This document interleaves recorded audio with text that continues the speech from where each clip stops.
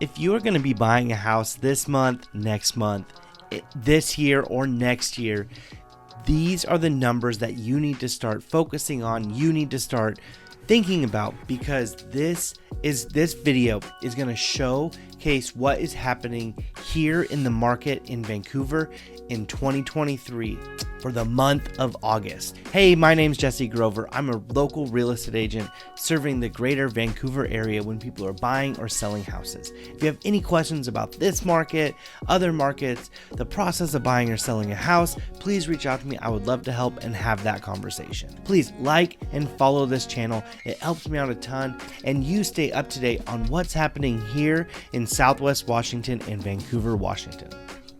Now let's get into the numbers of August and showcase what is happening here in this previous month. So as you can see, we always start off with months of inventory, and we are actually have stayed the same from the previous month. And we're right on track from last year as well in this same time, which is a 1.9 number, which means in less than 2 months, if we have no new houses come on, we will run out of inventory on the current market standing right now. But compared to last month, from August to July, you can see that new listings are down 6.6%. That pending sales are down 15.2%.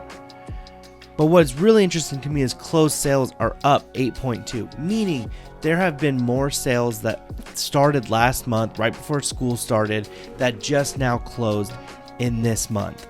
And what's very interesting is the average sale price has went up, but the median sales price has went down.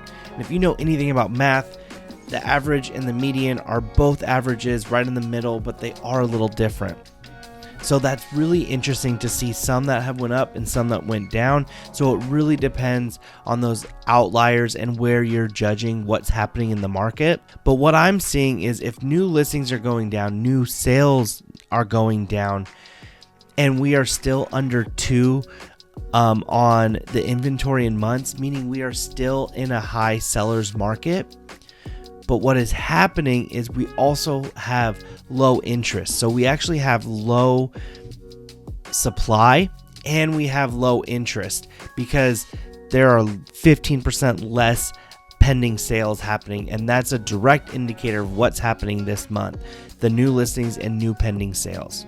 So active residential listings, you can see we're right on track with our standard of being a little high, kind of coming into the height and still in the height of the market compared to the rest of the year.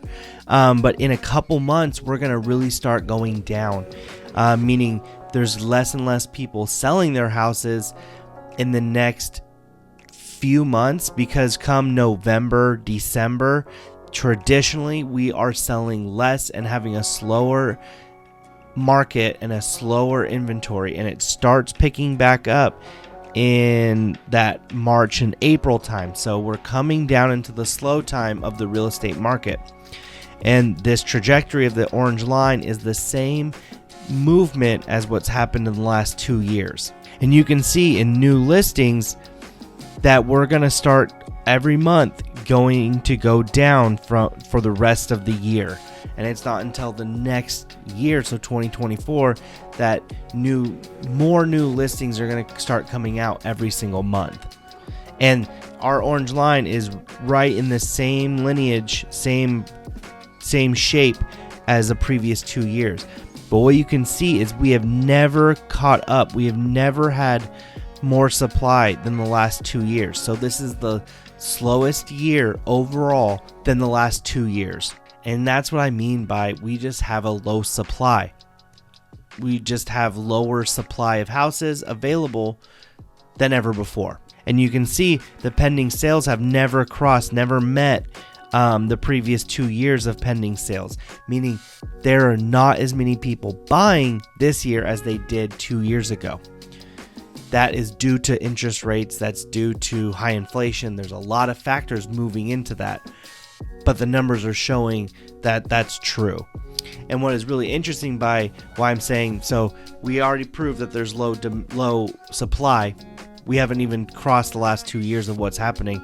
But then average total market time has been greater than the previous 2 years also. And we have never had low market time this year as opposed to the last 2 years we had. Meaning there is also less interest for buyers to buy houses right now. So all the people sitting with low interest rates are not selling their houses. And the people wanting to go buy right now with the high interest rate, there's even less of them and they don't want to buy right now. So it's a very interesting time with low supply and low interest. But our median sales prices are staying very much the same compared to the rest of the year, the rest of the time. If you've watched any of my previous videos, I do go over this. I have been going over the sales price, the average sales price is a lot less because we're not seeing a great change happening to those prices. Depending on who you talk to, depending on the house, I have seen some price drops happening. But overall, there is still some people buying houses at the list price that the houses are listed at. But it's just a very interesting time and something needs to break, whether that's the house prices or whether that's lowering the interest rates.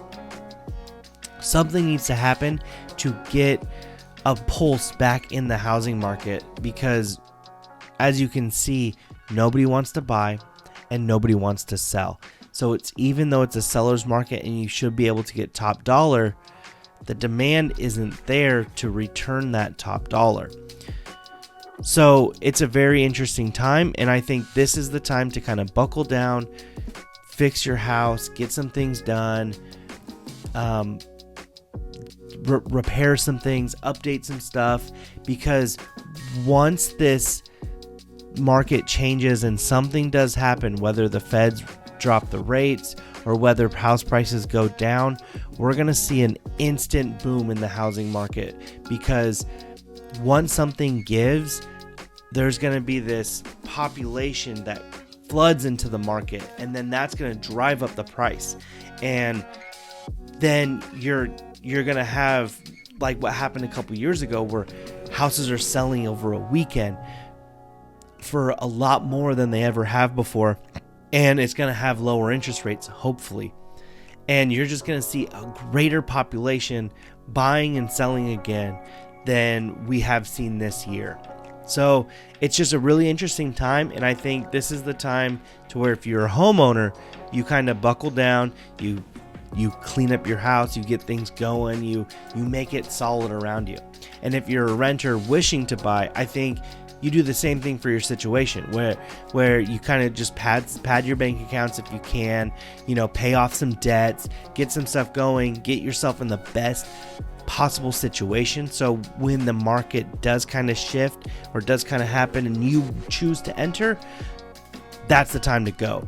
But the problem is that's going to be the right time for a lot of people. So I still think that this can be a good time to buy, because there's, as you can see, there's no competition. So people are getting the houses and the terms they want, which they haven't happened before. They've just had to overbid or make do or do this and not necessarily get the house or the price they want. And right now is a time to where you might be able to get both. You're just not getting the payment and the interest rate you want, which you can always refinance in a year or so or two when those interest rates come down, if they do come down. But there's a lot of predictions that is going to happen.